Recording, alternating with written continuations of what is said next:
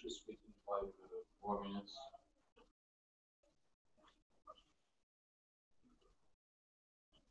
Everyone's still in line for lunch. Everyone's still in that line for lunch. Did they check it? I should go there.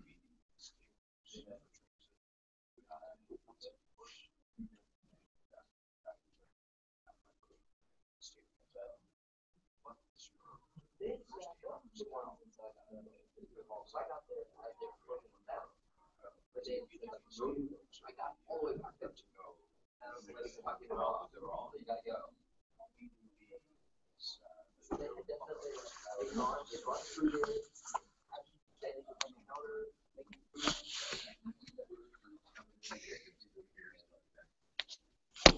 Oh yeah, no, by the time from back to home, we run a whole on swinging car. Right. Yeah, we thought that they might take over the whole train system.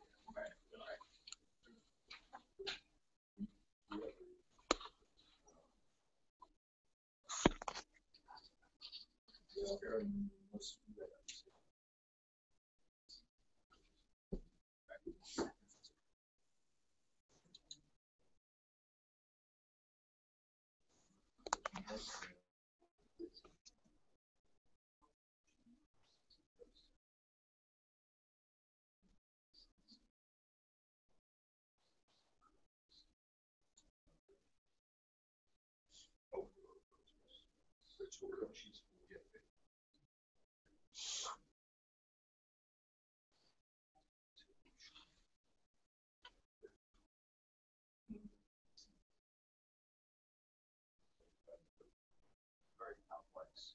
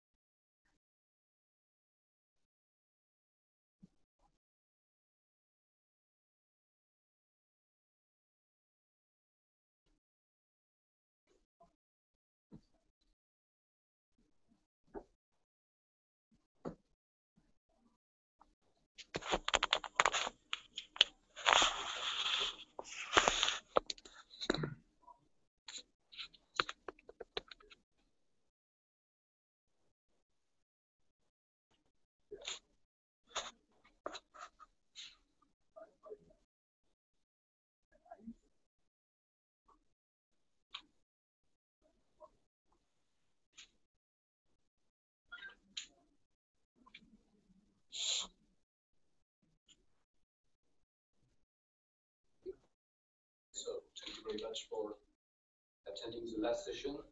I hope you have got a pleasant congress. So we are in a session of to improve transit services. So this session is to present a short insight about the very good technical result provided by this gentleman. I will call the first speaker. The first speaker is David Phillips, and he will talk about implementation of open source transit signal priority.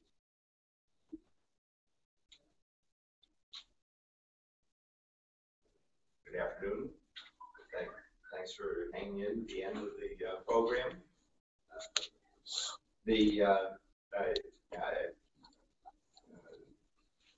I've been involved in signal priority for quite a number of years.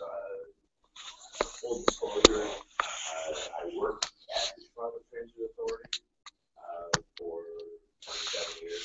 The last 9 years as a project manager in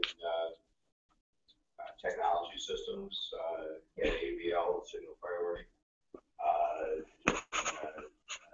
retired in '98, and since 2000, I've been at train systems.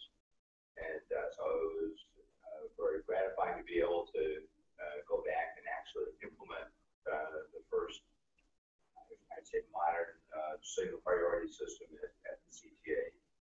And worked very well. I also want to recognize Robert Vance, who's not able to be here today, but he's my client for this project, and a very sharp individual in the planning department at the CTA.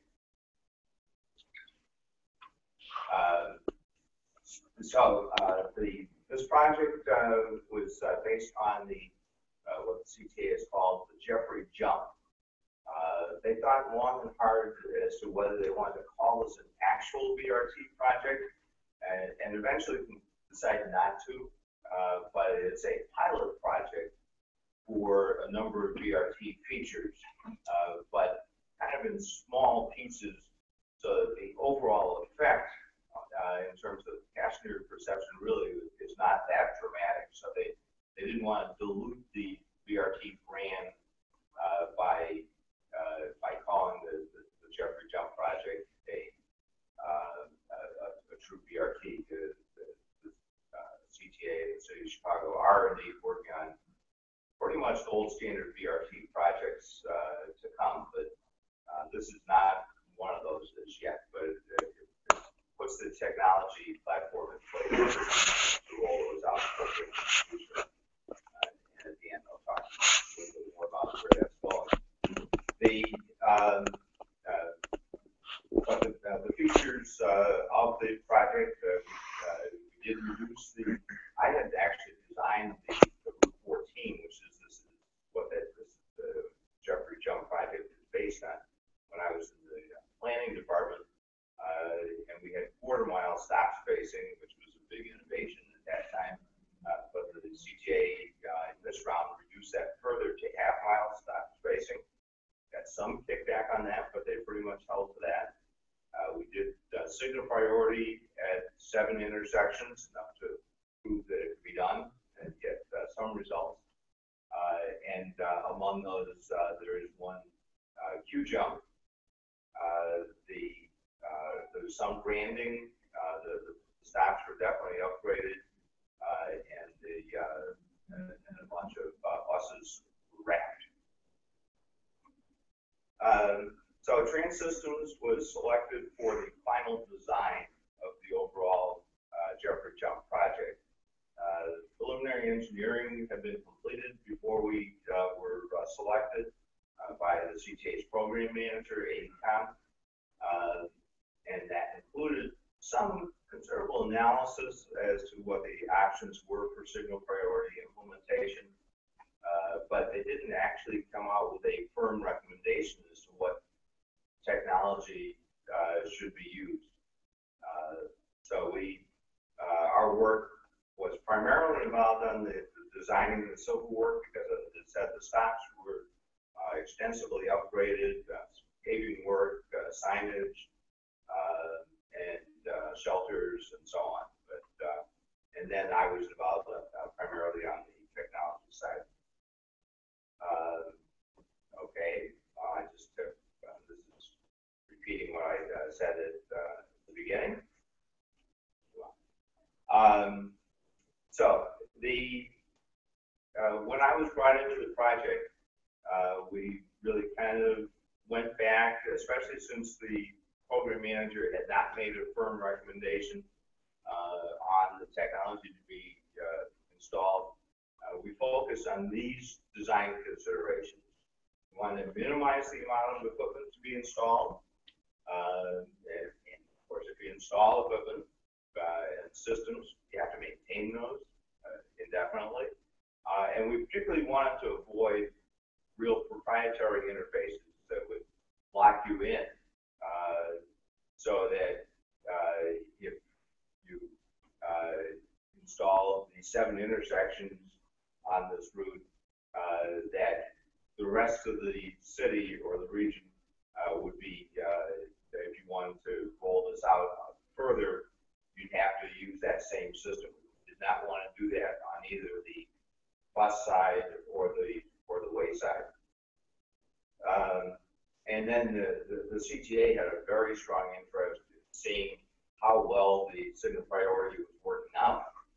They wanted to be able to remotely monitor the signal priority functionality, see how often the requests were going out from the buses, and from the traffic side, what response to those requests were being received.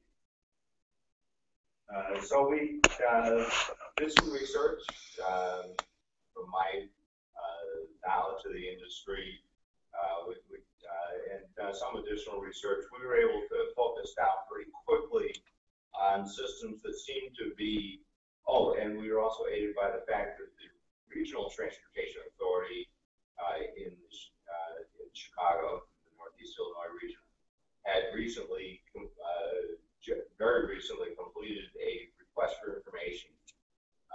And so so from these various sources, we determined that the 2 hotbeds, if you will, of signal priority in the U.S., I believe, are, especially with these types of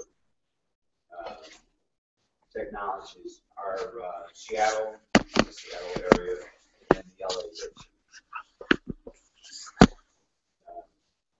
So after we completed that research and some initial recommendations, the CTA extended our contract to go beyond this initial design to true system integration. So we added some key subcontractors. We added and we started working very closely with the city of Chicago in this contract. So we added ITSWC, who had a lot of experience in the LA basin with these systems, and we added Clever Devices, who actually already had CAD AVL systems, onboard computers on all of the CTA buses. And the city's contractors were Peak Traffic. Peak has for many years supplied all the controllers, traffic signal controllers in Chicago. And in this, and on for these signal priority intersections, the decision had been made to adopt Peak's most recent controller, their advanced traffic controller, ATC1000. And it's a very, well, I'll come back to that. And then their other contractors were Schneider Electric, that had the already deployed the MIST system, management and integration system control. I forget what that. It's an acronym, and it's a traffic management system that monitors the signal controllers and them in sync with each other, and bring back data. And then finally, Motorola was selected under their existing contract with the city to provide the communications to these intersections. So this is the system diagram, and we focused on the gray shaded area inside the red blob there. We use the existing equipment on the bus, the clever devices, IBAN vehicle logic unit. The CTA already had a mobile router on the buses, and they were in the process, they had adapted, based on our recommendation, they were in the process of installing, by the time we got the system integration job, a 4.9 gigahertz radio. And then at the intersection side, there's the peak controller, there's the radio, and then there's just a switch that goes from the radio to the switch. And then, so we're sending the data message pretty much in terms of intelligence.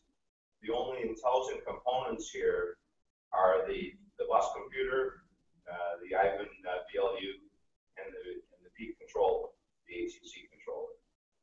Everything else is really just communications. And then outside the red blob is the network to bring the data back to the MIST data server to for analysis and control of the system. So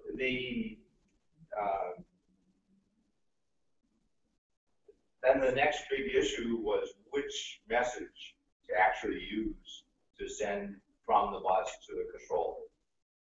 There is NTCIP 1211, which is a standard for signal priority. It's a pretty loosely defined standard. There's wide ranges of what you can do, and it would still be considered compliant with the standard.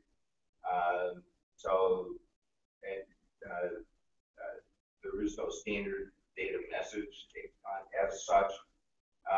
We considered using the Los Angeles message.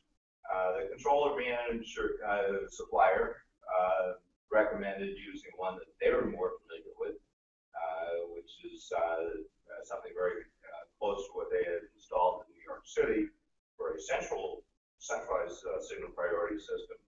And we insisted that this is why I call this an open standard system, in the sense that we have written documents that give the CTA and the city full rights to distribute this message structure to any contractor.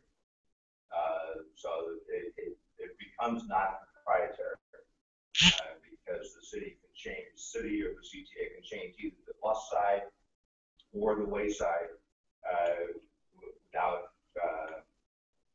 any further payment or permissions. So the signal priority is set up to operate northbound before noon, southbound afternoon. We operate 7 days a week. And the parameters for requesting priority is only 1 minute late northbound, a minute and a half late southbound. It's about, the expectation was that about 30% of the buses might request priority. But the signal cycles are pretty well maxed out. The pedestrian crossing times are really the biggest control, and that has so the limit of the extension is 9 seconds, and some intersections even less than that. These are just pictures of the testing that was done before we went to the field. We have people from Clever Devices here and people from iTerra's. The guy in the tie there that's looking over, looking at the stuff, that's the head of traffic engineering for the city of Chicago. And all this is taking place at the city of Chicago's traffic signal shop.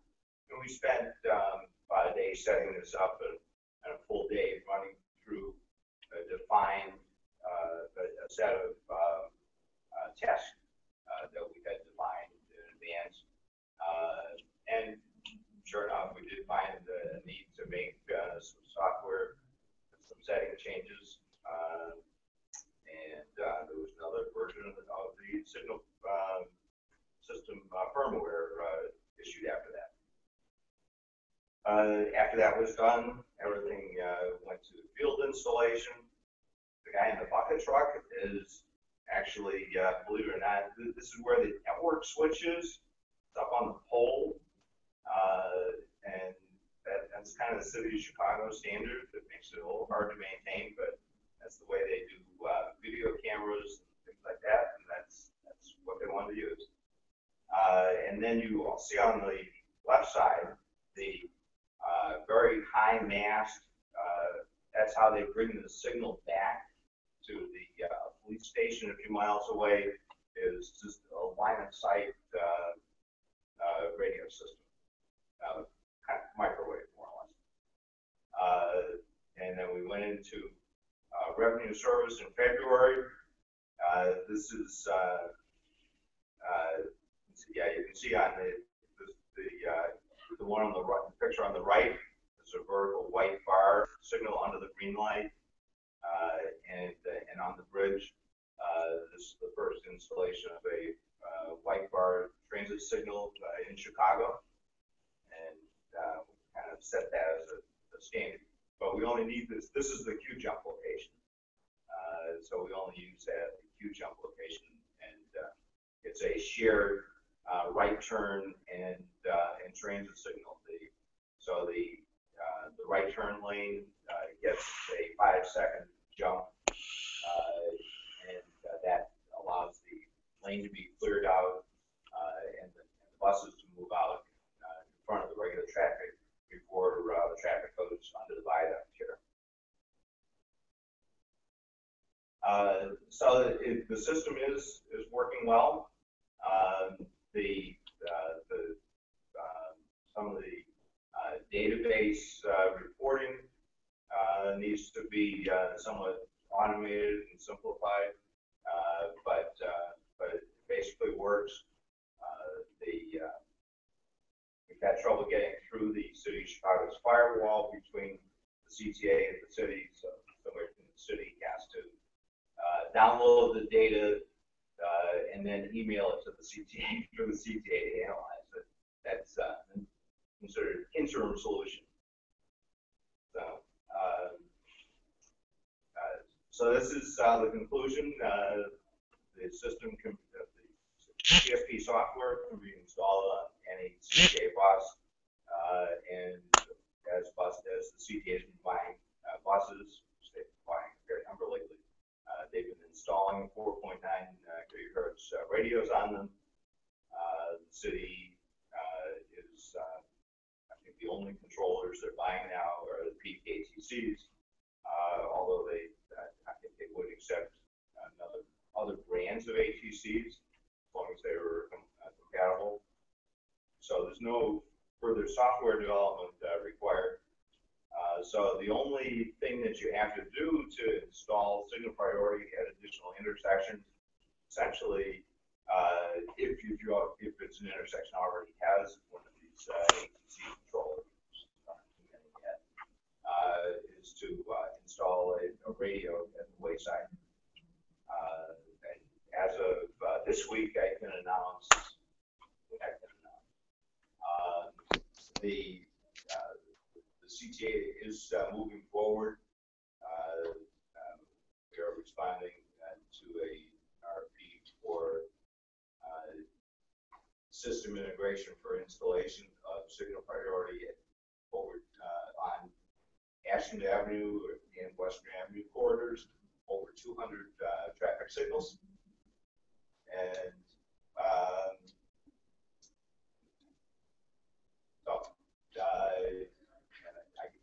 as Francois said, that I can take questions now. Any questions? Sure. Going once? Going twice? We're done. Thank you. It was clear. It was all clear.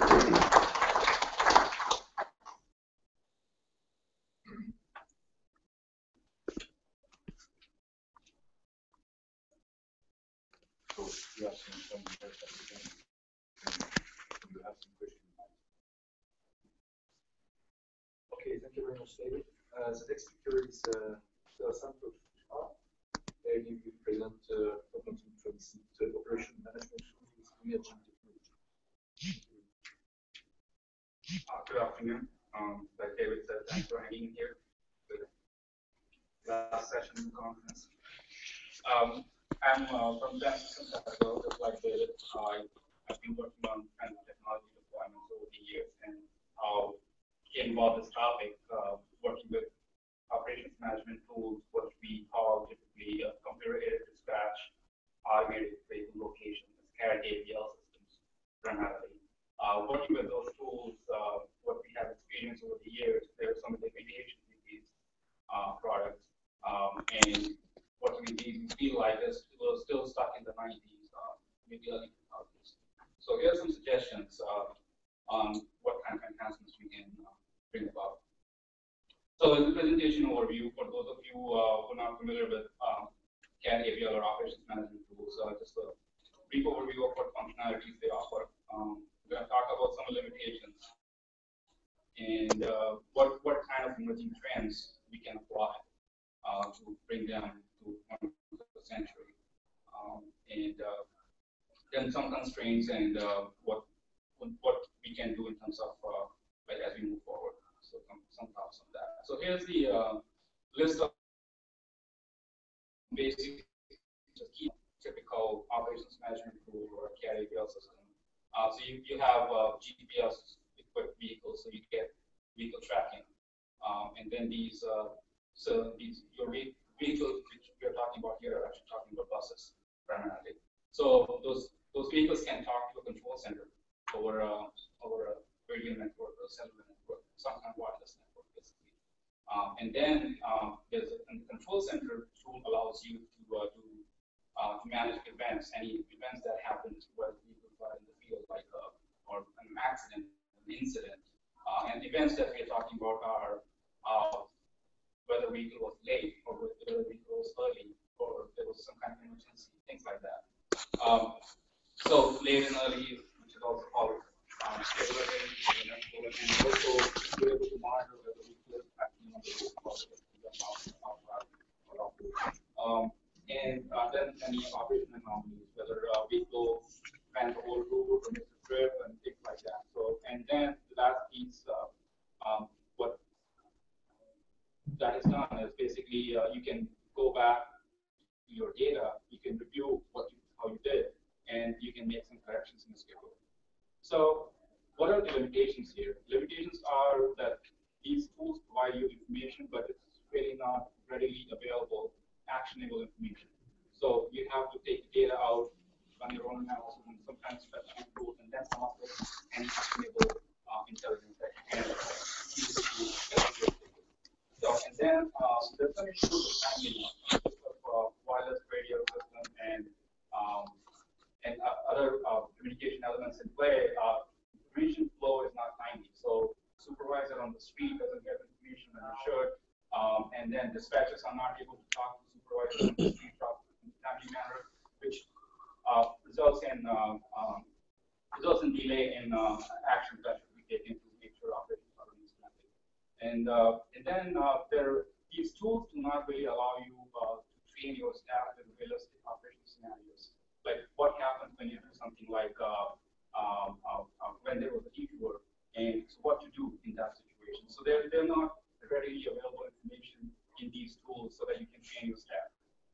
And then there's very, very limited room for third-party enhancement because most of these systems are proprietary. You have to have some kind of licensing arrangement to do any enhancement. And and like I said, most of these systems, when you look at them, you feel like you're looking at something from the 90s.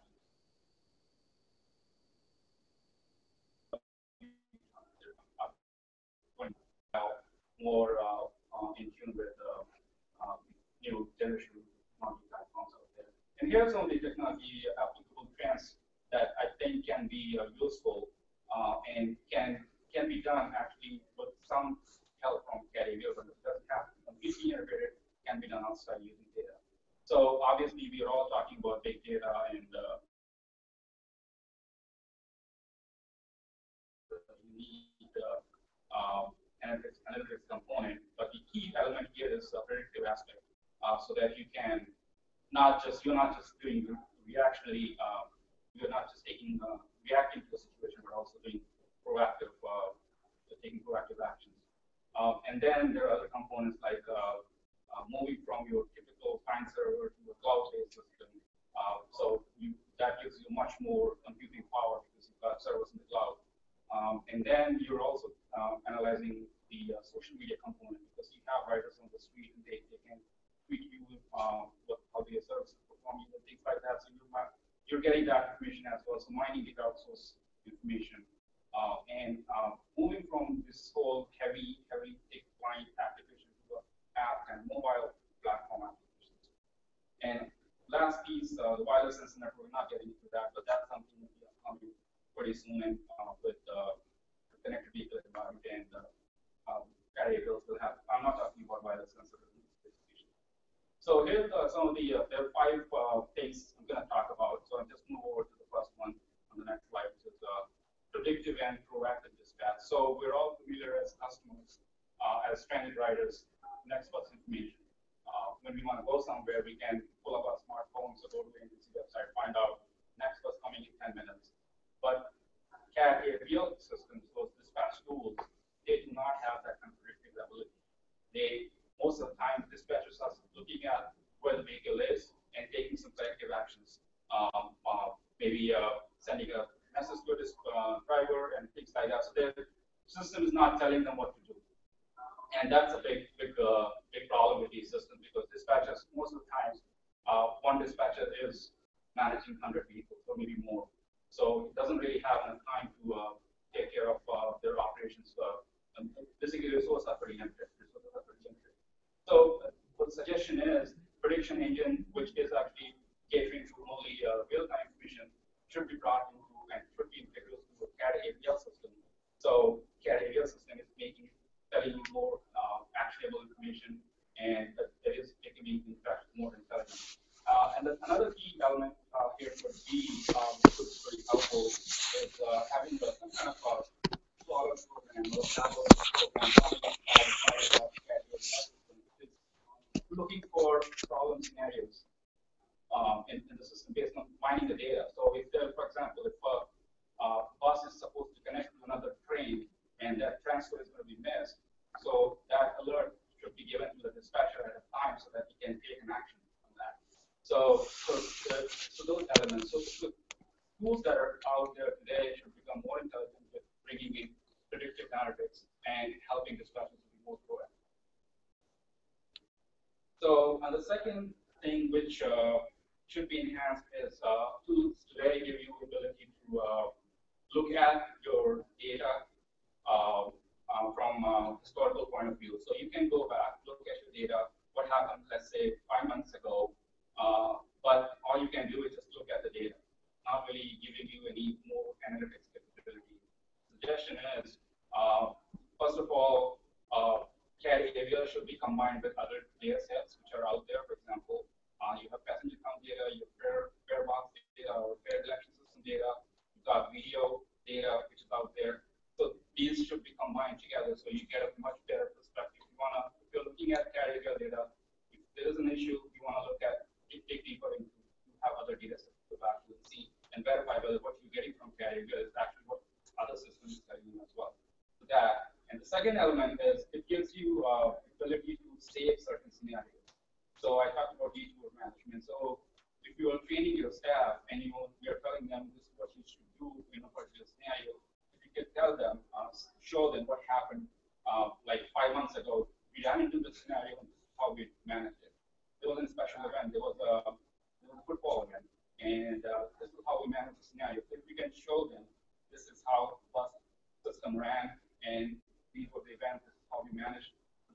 capability is lacking in playback tools today. And system should allow you to save those scenarios, replace those scenarios in the future. So it should move beyond doing just a snapshot in time to a scenario-based playback. And it can be useful for training, not just training, but also resource planning. Because sometimes you can go and run these what-if scenarios and find out well, how many drivers you need, how many vehicles you need. So make your system a lot more intelligent. And this is where the next suggestion comes into picture, building feedback. So right now, so like the diagram shows here, there's a schedule that is pushed up to the vehicle and bus performance is measured in that schedule. And you get the field data. But we're not really in a position right now, because a lot of reasons, to take that information and send it back to the schedule, train the schedule that this is what happened in the field, and maybe we should tweak it a little bit. Stock should be maybe not as much flows, or maybe we should not be bothered running that many vehicles and things like that. So there can be a lot of adjustment that can be made in the schedule, which we are not doing. And here are some of the items which can be tweaked, like the running time of a route, or cycle time, which includes the layover time, and other parameters. And right now, agencies mostly manage mostly when they look at the schedule, they're looking at route level, they're looking at a trip level, so they're not getting deeper into. Sometimes issues are with a particular route segment, not in that entire route, and the particular route segment, and that data never gets looked at when they're looking at the performance. So digging deeper a little bit and creating the schedule so that next time there are any problem, route segment will get correct. Same thing with other parameters like dwell time, which is basically when buses dwelling at a stop, maybe not a stop. It's just dwelling just because of traffic. Maybe it's just waiting for signals to unread, things like that. But when there's analysis going on for performance, then these kinds of things should be looked at and maybe tweak schedule a little bit so that we can reduce all these things and we have less dwell time instead of and same thing with revenue hours and things like that. So building the feedback loop would be that is more of a data mining and training system. Communication. So this is another component. Like I mentioned, the problem is right now today is mostly timely communication, and that is actually mostly between the supervisors which are on the street and control center staff, which is managing all the vehicles.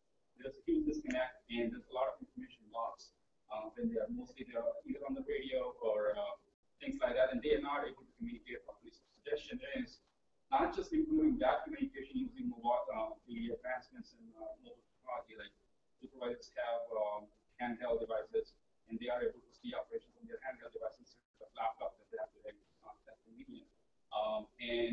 So some vendors are actually starting to provide that kind of tool.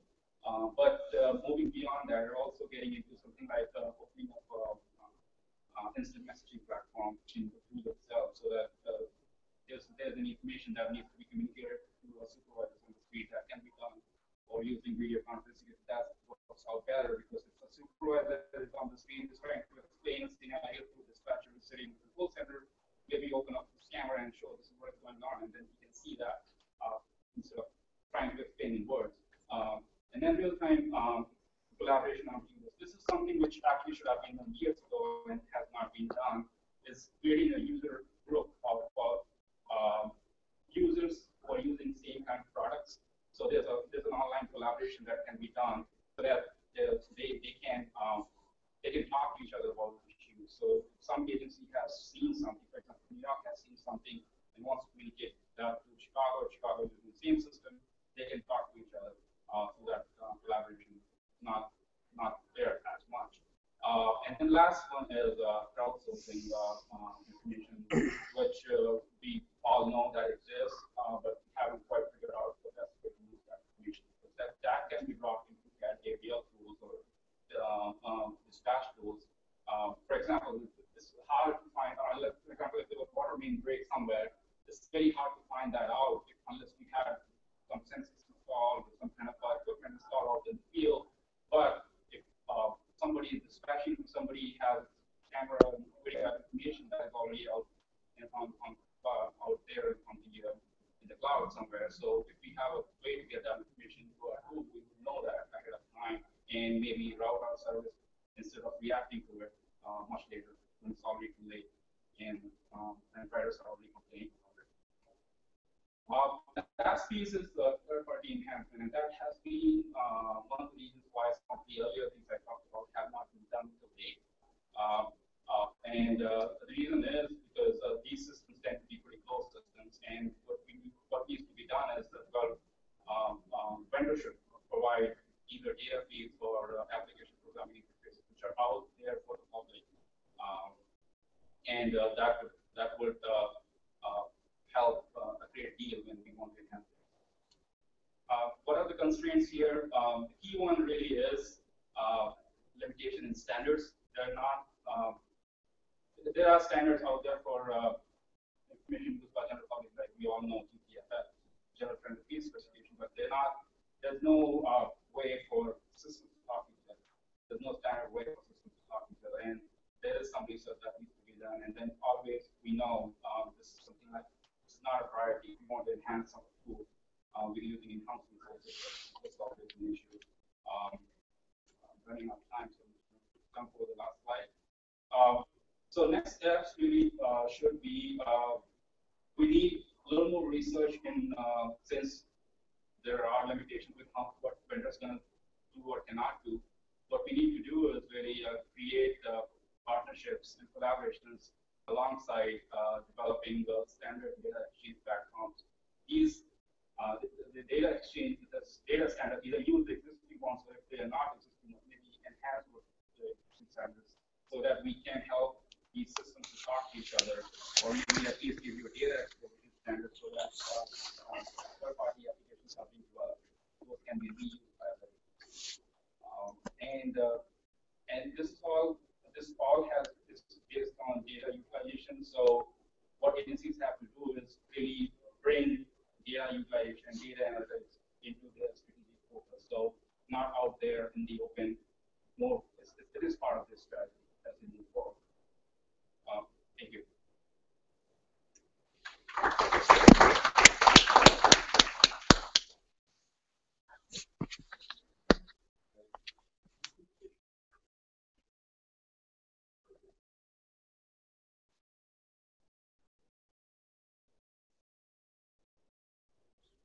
So on the security piece, what do you have to do?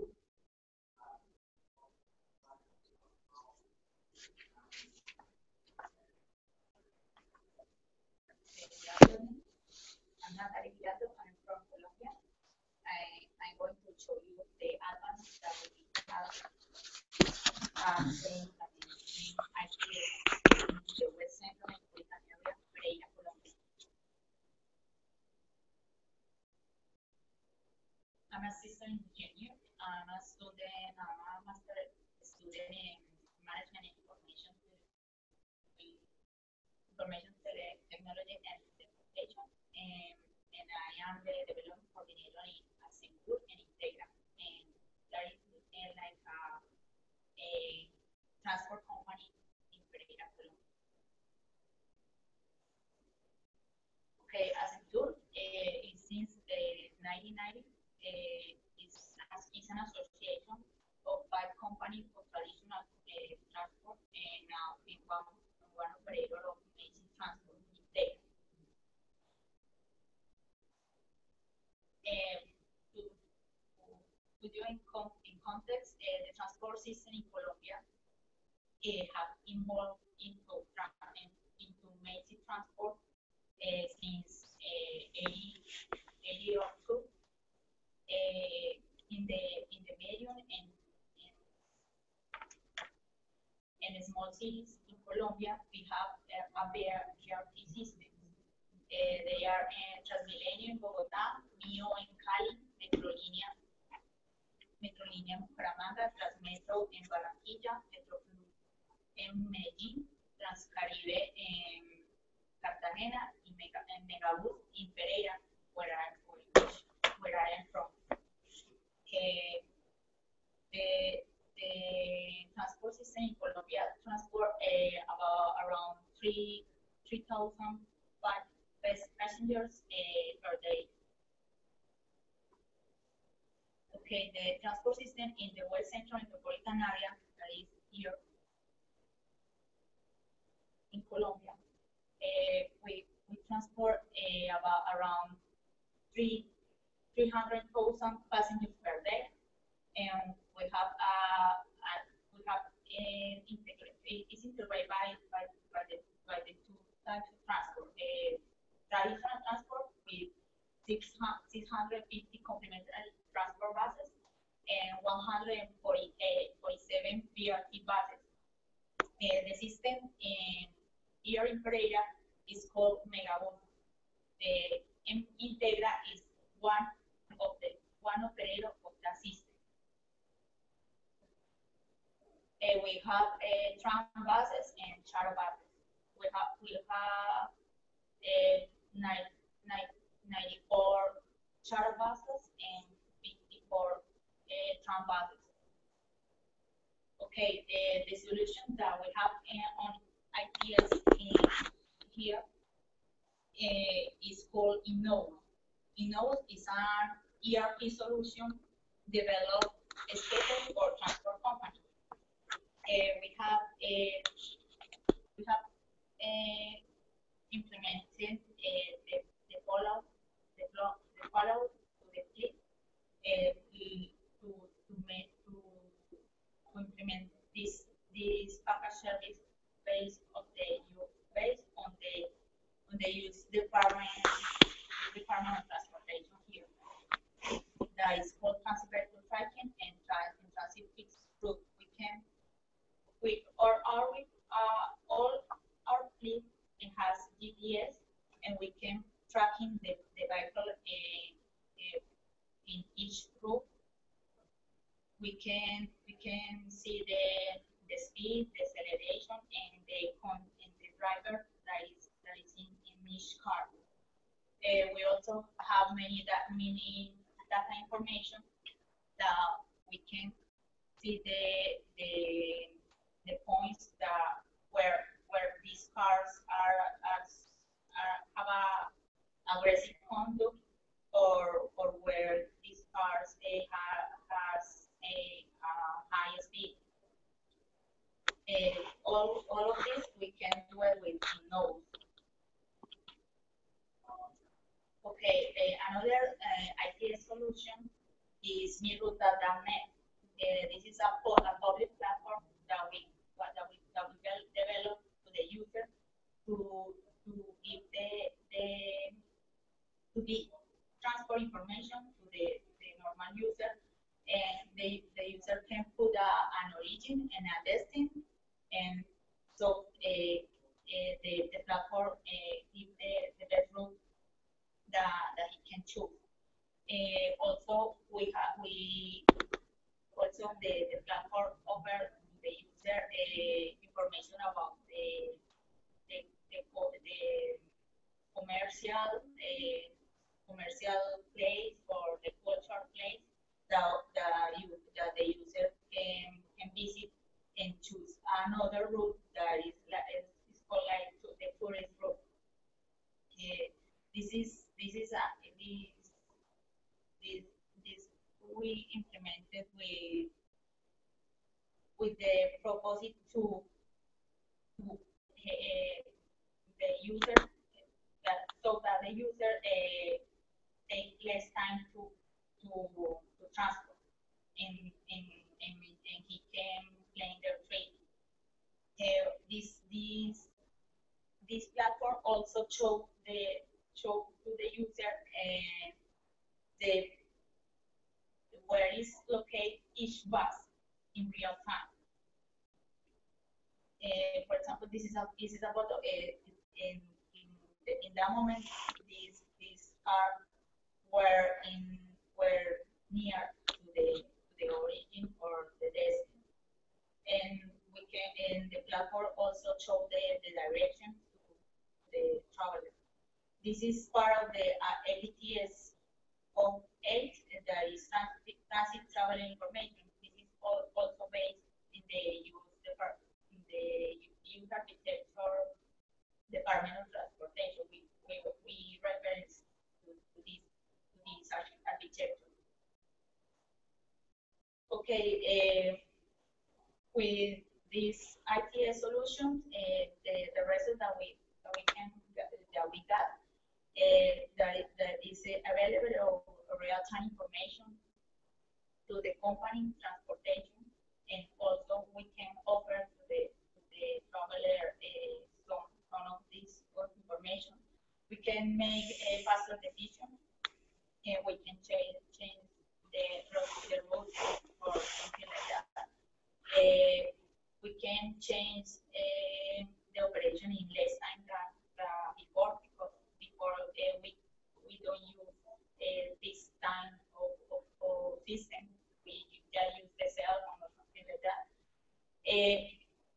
We can identify the failures at the vehicle or in a driver or something in the road. We got 89 gigabytes of data from less than 2 years of operation.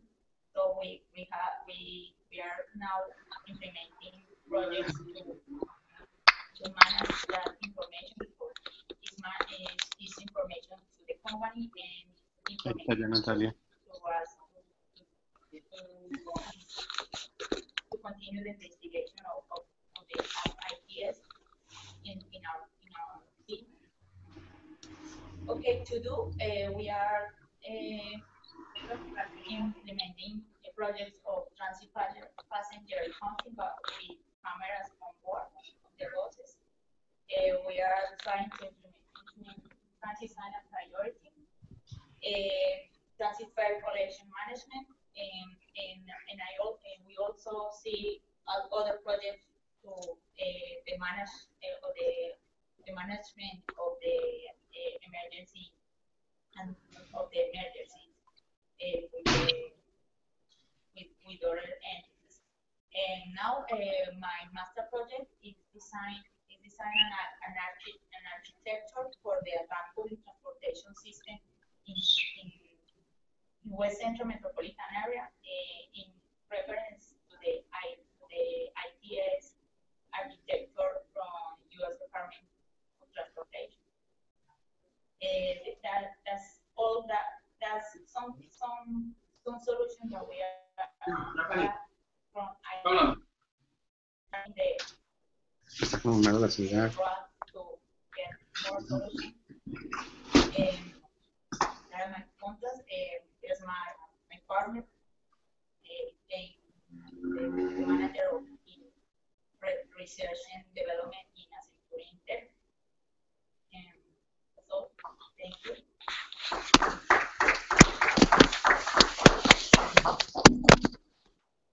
Thank you, Natalia. Yo era Luchi. Esa mierda está. Ya el bodo de César con la.